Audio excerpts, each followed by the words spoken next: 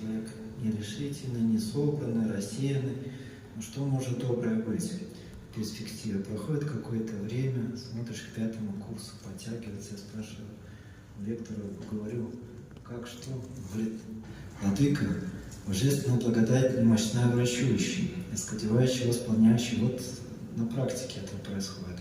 Проходит какое-то время, узнаю, что священник служит на приходе, на сельском приходе, и все его очень любят, уважают за какую-то простоту, открытость, любовь, внимание каждому человеку приходящему. И, казалось бы, по человеческим меркам ничего не могло быть, вот, но действует божественная благодать. Наверное, лет 5, может быть, больше даже, я общался, как-то зачем общались, семья священнослужителей, и были приглашены их знакомые хорошие.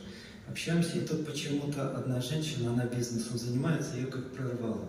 Она начала делиться своими мыслями, размышлениями, говорит, к отцу там обращаться, говорит, слушайте, я вот для себя открыла вот такой важный момент.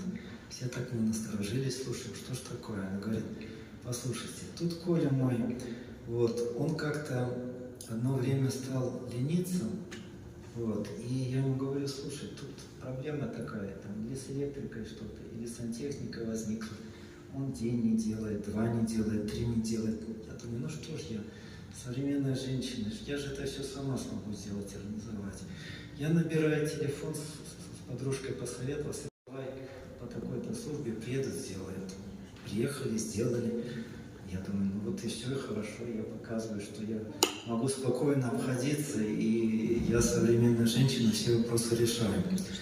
Вот. Проходит какое-то время, смотрю, мой Николай лежит на диване, я там то стираю, то убираю, опять что-то, мужская работа появилась, а он тоже так откладывает, ну я и это делаю, и это делаю. Потом думаю, ну что-то не пойдет, что-то он как-то неправильно, он лежит, и я же работаю днем,